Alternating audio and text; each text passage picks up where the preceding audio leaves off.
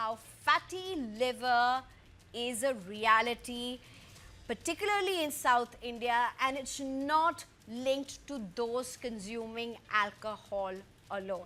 What are we really talking about? 2 in 5 adults in India's major southern cities are walking around with fatty liver disease, often without knowing it.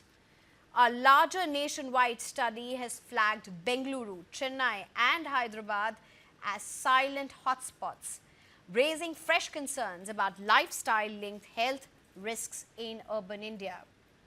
A CSIR-led nationwide study published in the Lancet Regional Health Southeast Asia has found that nearly 40 to 41% of adults in Bengaluru, Chennai, and Hyderabad suffer from metabolic dysfunction associated with steatotic liver disease, or MASLD, commonly known as fatty liver disease.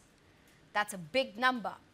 The figure places those southern metros above the national average of 38.9%. The findings come from the Phenom India cohort, which screened over 10,000 adults across 27 cities between December 2023 and June 2024 using non-invasive liver scans. Researchers found obesity to be the strongest driver, with people suffering from severe obesity facing nearly 14 times higher risk. Diabetes more than doubled the odds, while high blood pressure and abnormal cholesterol added to the danger. Crucially, the study also identified lean MASLD cases, where even normal weight individuals developed fatty liver, often linked to diabetes and central obesity. A silent disease driven by modern lifestyles and spreading faster than most realize. Let's ask experts what's behind this alarming surge. I'm being joined by Dr. Ajay Bhalla, who's a director and head for gastroenterology, Medanta Hospital. Thank you very much, Doctor, for joining us. Dr. Ajay Bhalla, firstly, break this down for us. When we talk about fatty liver, often a big association with fatty liver is alcohol and alcohol consumption. But that seems to be a myth that's increasingly being broken. At the onset, I would say that do not ignore the alcoholic liver part also. Absolutely. We can't ignore that part. That is existent. It's very much around. And you know how people abuse the lifestyle which the youngsters are leading. It is definitely a big contribution. But the new bug or new disease which is seen is what's called non-alcoholic fatty liver disease, or now labeled as MASLD, which you've already pinpointed. I wanted to pinpoint that the study has talked about a north-south divide, but it's not so much. It has just highlighted that our Indian entire nation, maybe only in the east, there is an east and northeast where MASLD is at about 30%. North, you'll be surprised, the highest prevalence was seen in Roorkee and Bhopal. So it's not a South Indian disease, it's there pan-India, it's all across. And the direct link is obesity. Obesity in our country, we have now changed the norm. The BMI definition of overweight is 25 for the rest of the world, but for Indians, we have brought it down to 23. Anything above 23 would be labeled as overweight, and anything above 30 will be obese, anything above 35 is morbid obese. Dr. Ajay Bhalla, sorry to interrupt you, because this is also about nuances. We're also wanting our viewers to understand this better. If you're talking about obesity and if you're using BMI as a value point, even that many doctors would say is redundant. So is BMI the basis on how to go about to figure out whether you're obese? Or is it beyond BMI as well? Because many would talk that BMI is not as relevant as it at one point used to be seen. Would you want to break this down for us? Yeah. You know, what we are seeing, if you look at with fatty liver, you do see lean NASH or lean nephrology also. People who are not obese and yet they are having fatty liver disease.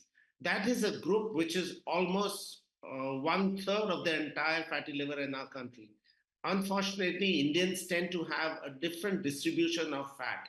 We tend to have more visceral fat than subcutaneous fat. we have more distribution of central fat, where you have people with pot bellies and all which come up. So this group has a higher risk. So that's where BMI has now come in the background. You're looking more at diabetes, association of diabetes, association of dyslipidemia. Two-thirds of patients with diabetes have fatty liver, which is a huge number. India is the diabetes capital of the world. So there's a huge number which comes in from there. And these are usually lean people. They need not be overweight. So that's where the BMI part has come down.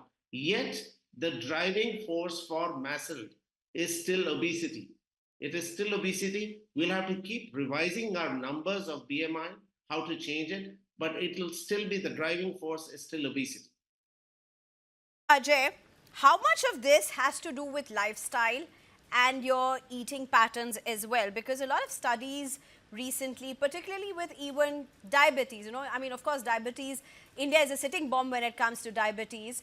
Uh, but a lot of it has also been spoken about South India. A lot of studies have focused about the lifestyle and the eating patterns in South India. Our show is, of course, the South Indian. That's why we're talking more about South India. It isn't about a divide between the South and the North, for that matter.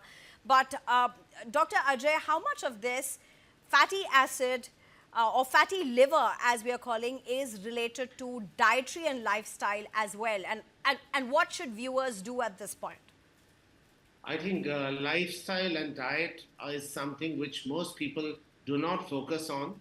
You'll be surprised that the major treatment for fatty liver is based 80% of it is your lifestyle and diet. Our diet, whenever it gets full of saturated fatty acids, eating at odd timings. Remember the lifestyle here with people working late, eating late, binge drinking or binge eating all contributes to it. In lifestyle, there's also the part of sleep, which is very important. You'll be surprised that if you are sleeping less than 6 hours, body's insulin levels go up, which lead on to obesity. There is also the other part of strengthening and stretching, that is involvement of exercise. Anybody who has exercise in his or her routine definitely has lesser chances of developing fatty liver. So lifestyle is not just diet. Lifestyle will be eating healthy food, which includes lots of fruits and salad. There are some antioxidants which are there, which should be added to your diet. Things like walnuts and almonds are important. Eating food at regular intervals is important. I am not a great promoter of intermittent fasting because that has its own issues.